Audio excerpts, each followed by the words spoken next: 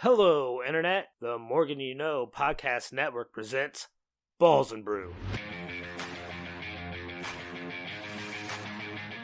Hello, and welcome to the flagship sports podcast here on the Morgan You Know Podcasting Network. I am Rod Morgan. I will serve as your host. Joining me is the executive producer of this, the host of the previous podcast. And hello to those of you still continuing to join us here on all of our social media platforms. We appreciate it. We're switching gears here from sports entertainment to sports, but it's seamless because of one man and one man only, and that's Jimmy Jamriska. Jimmy, hello.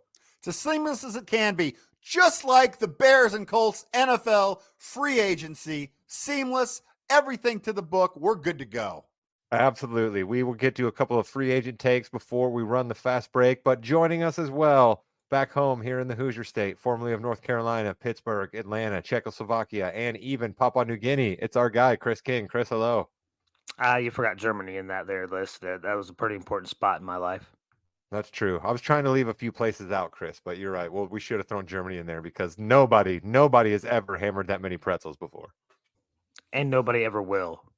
If you are listening, watching, whatevering on YouTube, X, or Facebook, throw a comment in the chat. We're talking NFL free agency. We're talking NBA here in a little while.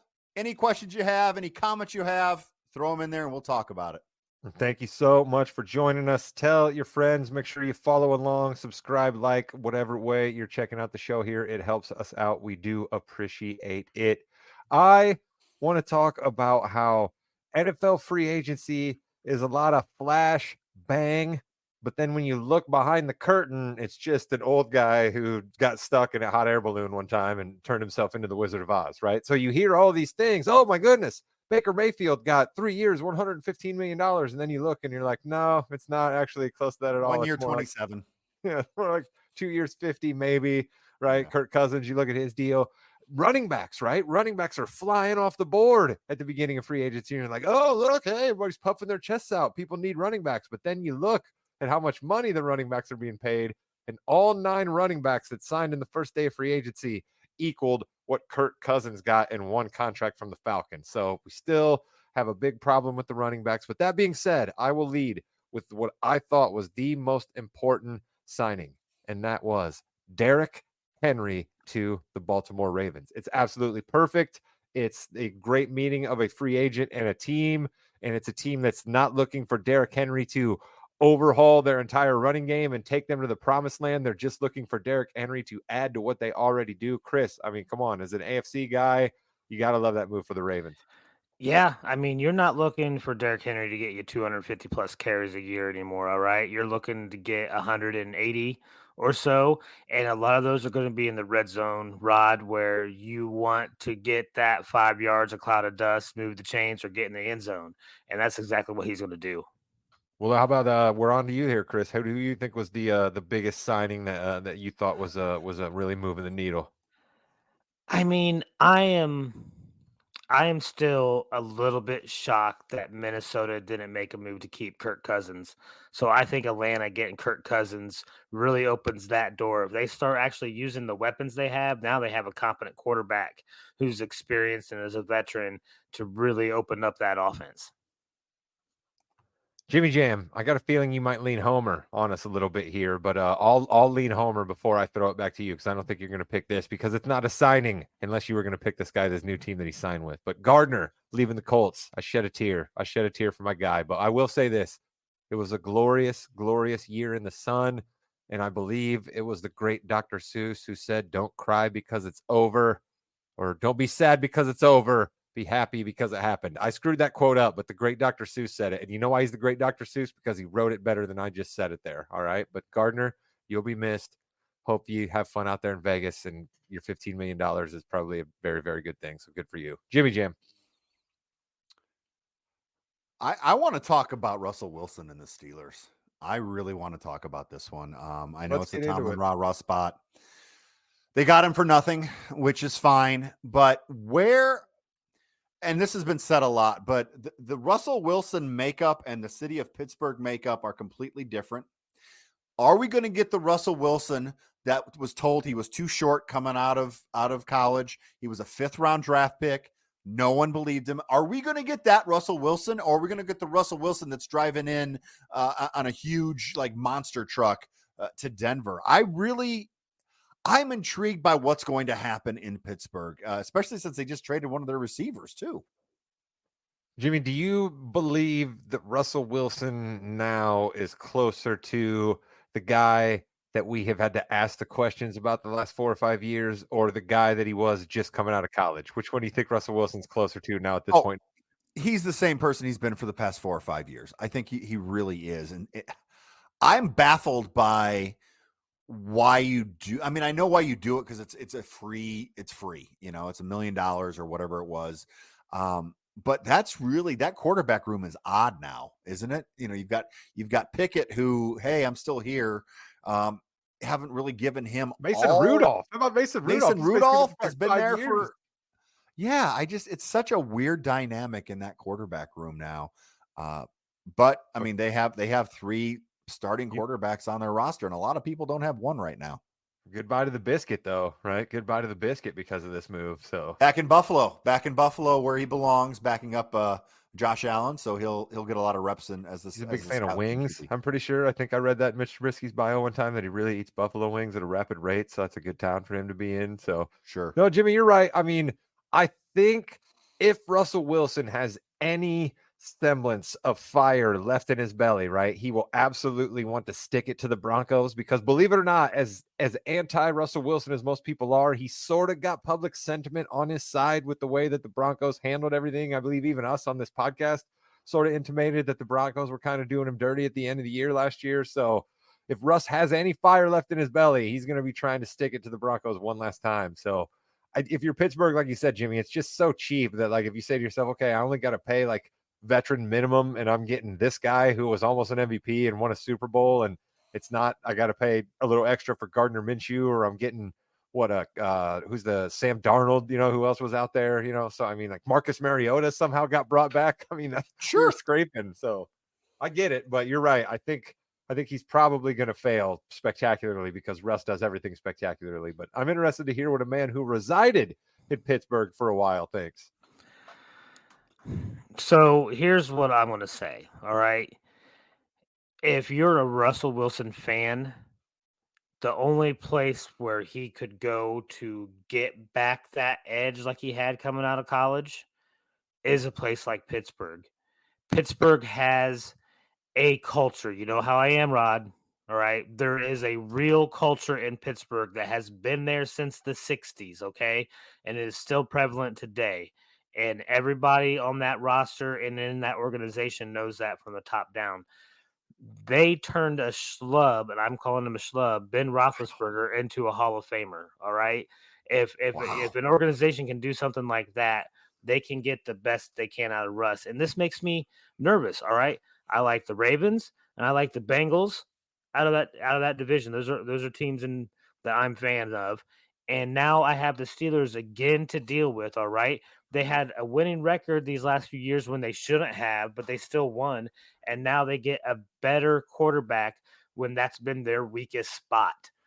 I'm in. Worried. Listen, Chris, I don't often say that you sway me with arguments, but I'm in, man. Like, I think that Russ was still able to get it done to a point in Seattle because he had an awful lot of respect for Pete Carroll, right? Pete Carroll had a resume. Pete Carroll had a rap sheet, right? When Russ arrived in Denver, he had Nat Hackett, who got fired right before the end of his first year. And then he had an interim coach. And then Sean Payton basically came in already deciding that Russ was against him, right? So Russ had no chance with Sean Payton. So he's going to come in and probably listen to him. So listen, I'm in. Let's go. Tomlin rah-rah spot. Come on, baby. Steelers are going to go 11 and 7, 16, 6, 11 and 6. See, math again, not my strong point. 11 and 6. They're in the playoffs, losing in the first round like they always do in Pittsburgh. Let's go. So I want to talk here about our hometown teams here. I want to talk about Colts. I want to talk about Bears. Let's do it. Bears signed a couple Eagles players, and they had the Eagles, CHGO had the Eagles beat writer on there, and he said, okay, Kevin Byard kind of stinks. Thank you for that. And DeAndre Swift, I think he had his best year last year that he's going to have. I think Swift signing is fine. They did need another running back. They did re-sign a couple people, and they've signed a few others as well. But they really haven't made the move yet that the Bears fans really wanted to see. I think most Bears fans want to see them trade the number one pick. But you are seeing right now what the league thinks of Justin Fields, and unfortunately, it's not what we thought of him. So I'm going to throw this out to you, Rod. You ready? Yes. The Colts need a backup quarterback. Bring it. Justin Let's Fields, go. Anthony Richardson are basically the same player. Yes. Bring in Justin Fields to be the backup. Anthony Richardson didn't get it through 4 games last year. If the Colts want to go anywhere, I think bringing in Justin Fields for a 5th or a 6th round draft pick at this point would be a fantastic move for the I Colts. think if you're the Bears, you're going to fight hard for a 5th because you got to say to yourselves, listen, Justin Fields is better than Mac Jones. And Mac Jones just went for a 6th to Jacksonville, so you're going to fight hard for a 5th. But listen, Jimmy, I'm all in, and I'll tell you why.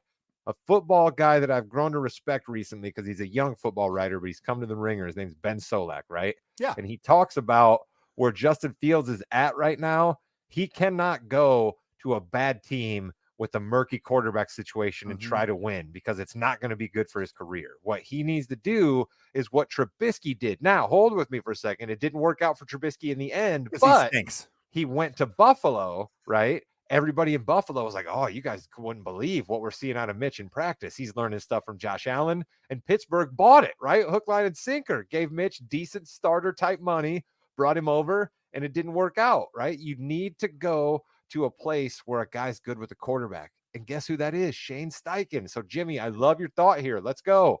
We've said things that they've listened to in Indianapolis before. I'm on board with you now. Chris just swayed my argument for let's go Russ in Pittsburgh, and you just swayed my argument for we are now the official podcast of Justin Fields to Indianapolis. Let's go. Chris, as a Colts fan, I brought that. Now, Chris isn't as backed up because I floated this in the pre-pod conversation with him.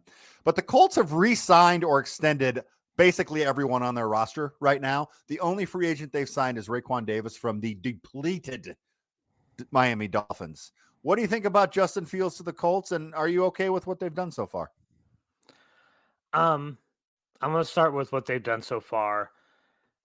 He hates that Justin Fields to the Colts. Go ahead. I don't. I think what they've done so far is perfectly adequate. I like the tag on Pittman. I'm not a fan of the franchise tag. No, they signed him. They signed him. Okay. Yeah, perfect. 3 at 70, which is probably like 3 at 11. Okay, so good. I know we have some stuff that we still have addressed. So, like, I know they're not going to address it in this non-tampering window that we're still technically in, I guess. So I know more's to come, and we can shore up some spots on defense that we were lacking. I don't think I need somebody else's failed experiment as my backup. I would rather see us either go get a veteran who has been a backup. No, hold on, wait, stop. You can't say that. Clearly, they don't want that. They had that in their building, and they let him walk, Chris. They had that in their building, and they let him walk. Yeah, because he was going to get more money than they were willing to pay him. So Justin Fields costs $2.3 million next year. Exactly. Who are you going to get that's just as good as Gardner Minshew but doesn't cost as much money? Who are you talking about? See, it's great to talk about an abstract, but I want facts. I want real. There's already here we go, Chris. Second. Okay. The first fact I'll bring up then is what I really want them to do, because I'm a fan of this person. I want them to use their first pick to get Michael Penix Jr., the quarterback out of Washington. Why? What are you talking about? We just got a quarterback last year. What are you talking about? Yeah. What are you talking about? And he only played 4 games. Oh my goodness gracious. So you don't want a guy. You don't want a guy who bailed on IU, by the way. Bailed on IU, and that doesn't seem to bother you. The quarterback is the most important position on the football. Everybody agrees that. We know that. The chances of hitting on a first round pick are minuscule. Most teams don't do it. So the more times you take a quarterback in the first round, the more chances you have of hitting that. Fine. The only time this worked was Kirk Cousins and RG3. And how did it work out for both of them? So at this point, you're dooming one of them to be RG3. Chances are one of them was going to be RG3 anyway. Well, chances are throw in the chat. Just a dark cloud. A minute ago, you're all like, we're going to shore up some things, and that's okay in the non-tampering window. And now you're just dark cloud that one of these guys is going to blow their knee out. Good Lord. I still think, and I still have a lot of confidence that Anthony Richardson is going to be our guy. Oh, clearly. Yeah, no question. But if you You got to draft hedge your bets. You got to hedge your bets. but if you draft a quarterback in the first round, that person has to play within the next couple years. That's why Anthony Richardson is that player. If they were to draft Penix in the first round, Colts fans would go nuts. These are the other free agents, Chris, that the Colts could pick up right now. Ryan Tannehill, Tyler Huntley, which actually might not be a bad fit there. Josh Dobbs. Oh, the Dobbstronaut. And then Mason Rudolph is also a free agent. We neglected to mention that earlier. I thought he was from Pittsburgh. I'd be happy with Dobbs in a Colts uniform. All right. Who can't You get know what, behind though? that? No, listen, we're not talking about this anymore. You've made me mad. You've made me mad. I cannot believe you literally just want the Colts to draft another quarterback after the comet that we saw Anthony Richardson was in the games that he played. The absolute comic, the electricity dripping off that man's body. And you, the old man, want to rain on his parade. You'll be lucky if I even let you run the fast break with Jimmy and I after this.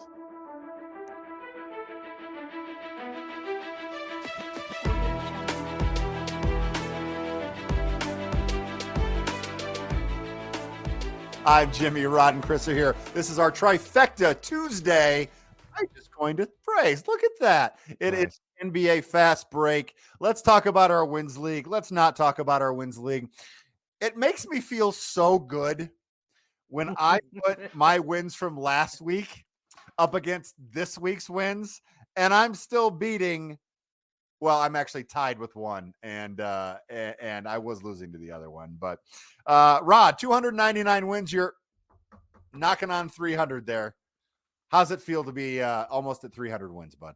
Well, I'm a huge fan of the 300 movie. Love Gerard Butler. Love Painted on Abs. So it's been a goal of mine all year long to break the 300 plateau. So let's go. I think the most interesting aspect of this is Rod is in third place, but he does have the number one team in the league with the Boston Celtics having 50 wins there. Chris, 311 wins. Who has? Oh, actually, no, I did beat you last week. Never mind.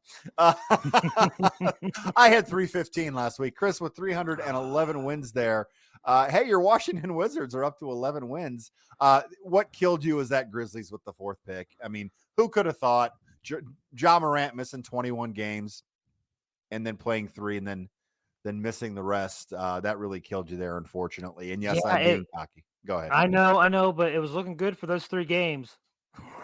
Hey, you know what? Your Mavericks, Pacers, and Bulls, 37, 36, 31, 3 of your last 4 picks.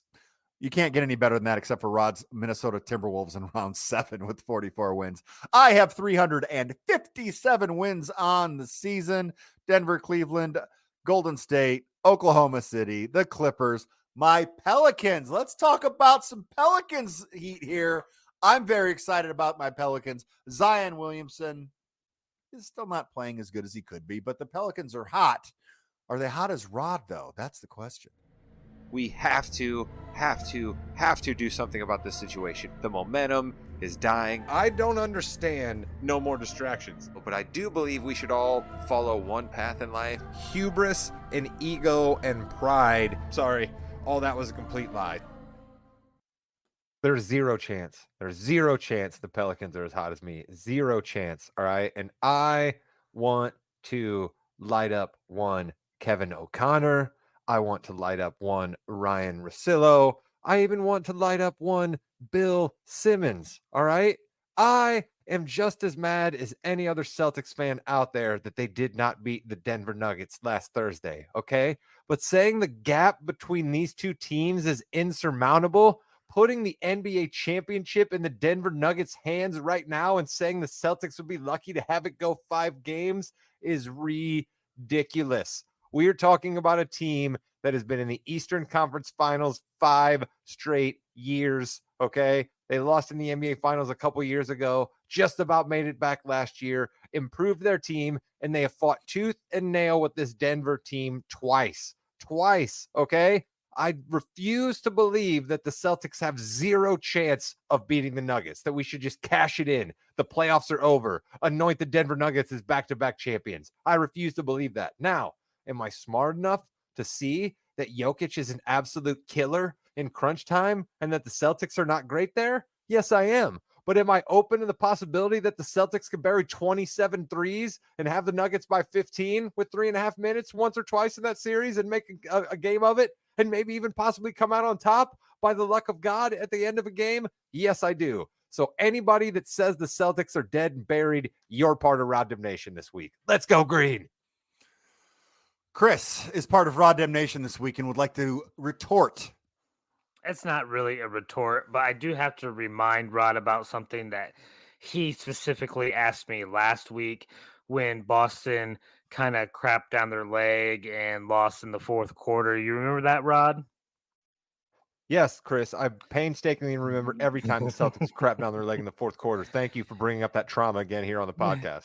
You asked me if you were overreacting because of one little loss, and I kind of told you, yes, you need to relax, look at the season as a whole. We are not in the playoffs yet. Yes, you would like to have beaten Boston, but you are correct. These guys need to tone it down a peg, all right, and not overreact about one loss to the reigning NBA champions, all right? You can't win every single game of the season. So you're not wrong, but I did have to talk you off the ledge last week for almost the same thing. I think I was just mad that the Celtics lost the streak. I think that was more that I've just, the streak, and they blew it against Dean Wade, my guy, who probably is cracking the top 25 list of the best white Americans, but that's for another episode. Chris King, the NBA has seen a shift back to your old school days here. We've had more sub 90 point, both teams having that games this past week than we've had in the past couple of years. Do you like the new direction that the officiating? I gotta say, I'm becoming a fan of a few of these teams that I wasn't a fan of before because of the defense that they are playing. I'm really looking at Minnesota Timberwolves for one. Like, I've become a believer in that team. Rod's been on their bandwagon for a few years now, and I have finally come around. And that's what I have enjoyed, Jimmy, is the defense. If only we could get a little bit of that defense played by the Indiana Pacers, I'd be really happy. But when you're seeing guys making MVP style plays to block a shot at the end of a game to win it, like Edwards did, that's what I like. Like, give me more defense like that all year That's round. highlight of the year. That was a defensive play, but that's highlight of the year. Right? Phenomenal. Give me more of that. Now, speaking of Anthony Edwards, did you happen to say MVP type play? It looks like we have to bring out the MVP table. I take my rightful place at the head of the table. Believe that. Devon, get the table. All right. The MVP. Huge award. Rod was adamant that Jokic could not win it last year. Adamant. You're not going to give him 3 in a row. Who, Rod, is someone that you're inviting to our table to this year? Well, you know what? I think the way that you led me in there, I got to just say that I can't fight against the youth, to quote a great Sublime song here, and the youth would be Nikola Jokic, I guess, in this scenario, because he's definitely at the MVP table, probably going to win it. The Nuggets seem primed to be the number 1 seed in the West. He's putting up ridiculous nerd season numbers once again. I'm not entirely sure that I understand what all of those are, but when you watch a game like that Celtics game, where it's high level defense, high level offense, and Jokic is making the right play every time, and you just realize that you got no chance. You try to put somebody like Drew Holiday, who's stout and 6'5" and one of the best defenders the NBA has, and Jokic is just going to back him down, old man YMCA style. You try to run a double at him, Jokic is going to hit the guy who you doubled off of, and oh, by the way, that's Aaron Gordon, rolling to the rim for a dunk, or Jamal Murray or Michael Porter Jr. spotted up for a 3-pointer, or Kentavious Caldwell-Pope, guys who can all shoot. So I get it. And Jokic is the trigger man for all of it. So he's got to be at the table. I'd be disingenuous, Jimmy, if I didn't put him there. I appreciate that, Rod. And I think Jokic is proving every year that he might actually belong in that upper echelon of players over the past century of NBA. Chris King, We have Jokic at the head of the table so far, probably. Who's somebody Well, else you want to bring in? yeah, Jokic deserves to be there because we all know he's the future Robbie Avila. All right. So the other, if you guys Wait, don't know, what? that's Robbie Avila. You know, the Kareem future of basketball, Abdul-Jabbar, our guy, the Sycamore. right? I thought you were a basketball fan, Jimmy. I'm not. Anyways, I'm not. I'm not. I don't care. we can't have an MVP table without Luca, right? All right. How many more 70-point games do we need to see from this man? Two. How many more triple doubles do we need to see from him? He deserves a seat at this table. How big's the table? Jimmy, can I ask clarifying questions here? Is that allowed? I think we probably need to have 4 people at the table.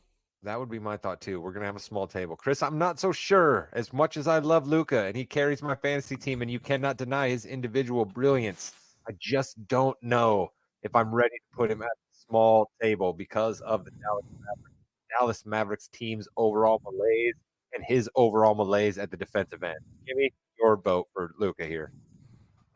I mean, right now he's third in the odds for winning the MVP. So I think we need to keep him on there. He's having another amazing season. It's not really his fault. The Mavericks, the trades they made were really weird, and he's doing everything he can.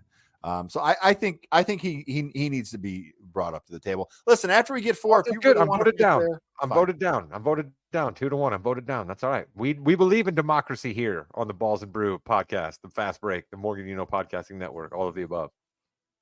So we are pro democracy, and we are also pro Shea Gilgeous-Alexander, who I think definitely deserves to be at the MVP table. He is someone, he's kind of an old school player. You know, he doesn't have to hit threes all day long. He's getting 30 a game, and it's like nothing.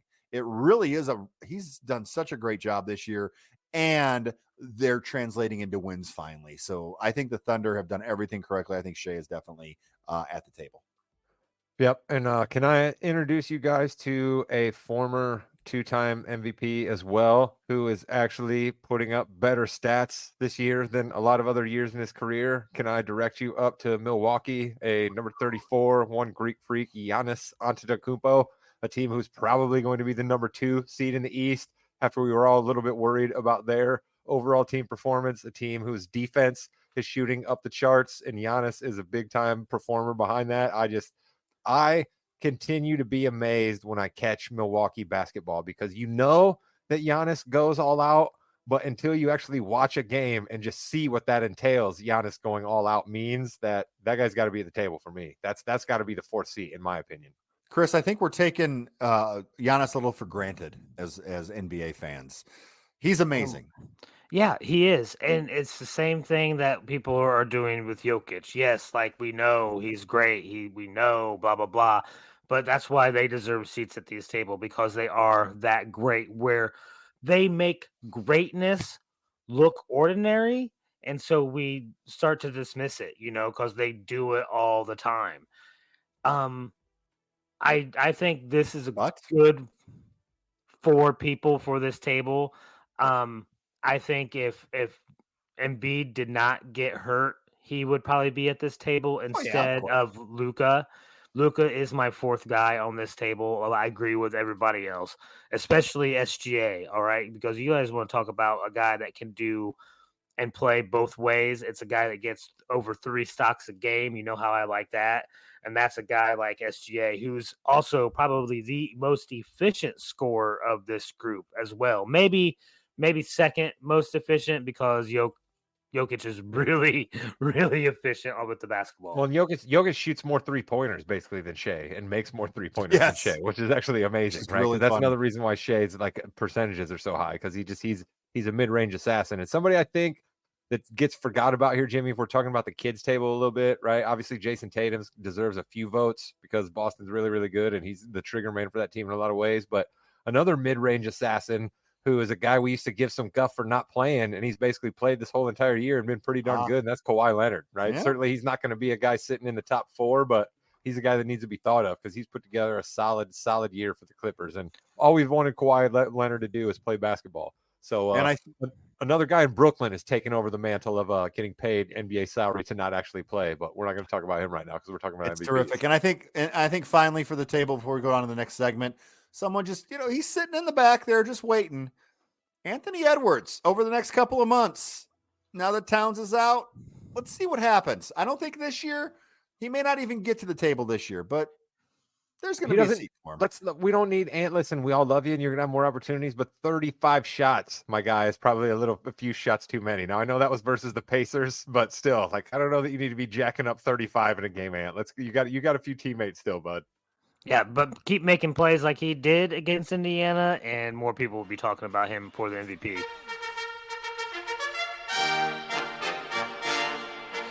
For the win.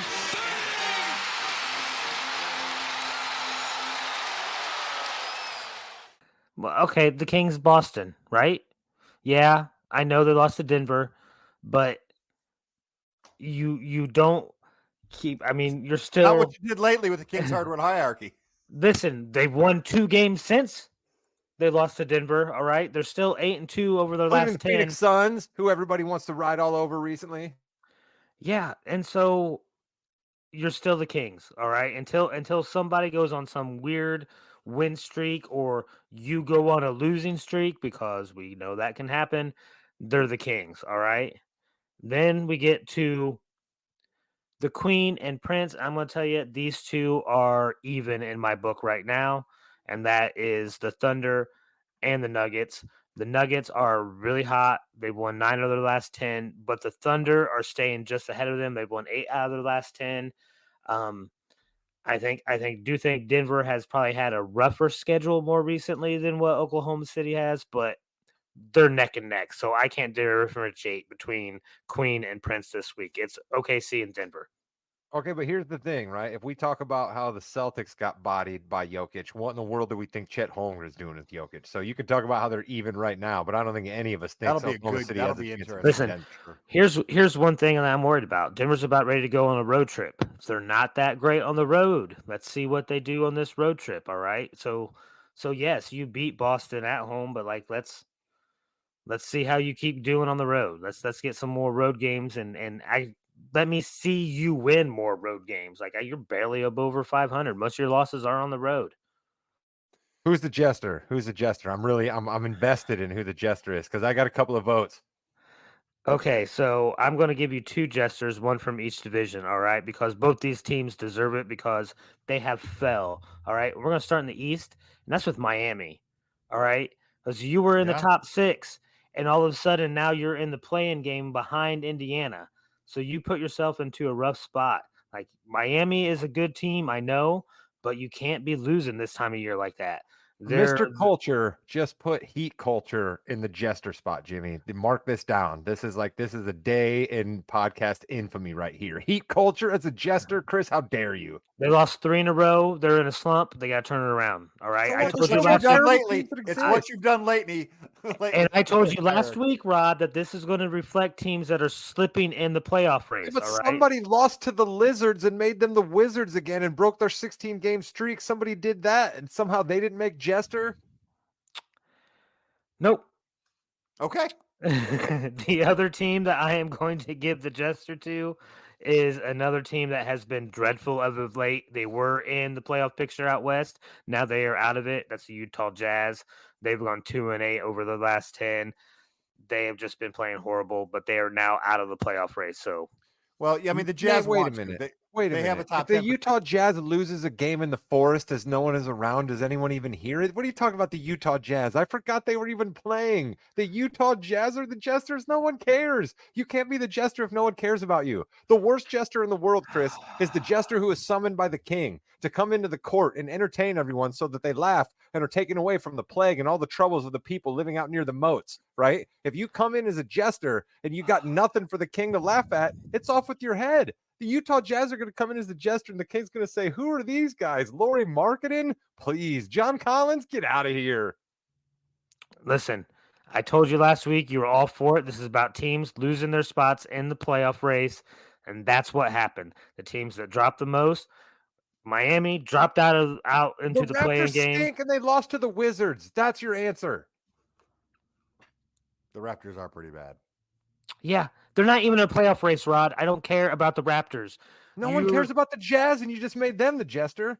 They were in the playoff race until last But week. they don't. But see, the Jazz don't want it because they have a top 10 protected pick that they need to give out if they're not in there. So they want to be top 10. They want to do what Dallas did last year. So they're trying to lose. They also Danny traded Ainge people. doesn't even watch Jazz games. Danny Ainge doesn't even watch Jazz games right now, Chris. Call him up. I've got his number. Call him God up. He'll tell forbid, you. why do I have a segment if you're going to just tell me whatever I say is wrong? I didn't tell you the whole care. segment was fraudulent. I just said the Jazz were a fraudulent pick. Slow down over there, Mr. You told- Overreaction. You literally said the Raptors are the jester, and that's the answer. The man just wants one segment to himself, They're Rod. my jesters, Rod, not yours. All I'm right, laughing you're right. at them. You're right. My bad. That you have been listening to the Fast Break, Balls and Brew, and the Yeah We Know podcast on our Tuesday trifecta on the More You Know Podcasting Network. Yes, thank you so much for hanging with us. Join us here every Tuesday for a little while until we get back into the height of the NFL season. We're going to have lots of fun planned for you. And check out an episode exists right before this one, our fun game show. And you guys are lucky that I'm just now bringing it up when we're wrapping it up and I can't spend 15 minutes bemoaning how it's an absolute travesty that I lost the takeoff. Goodbye, Internet.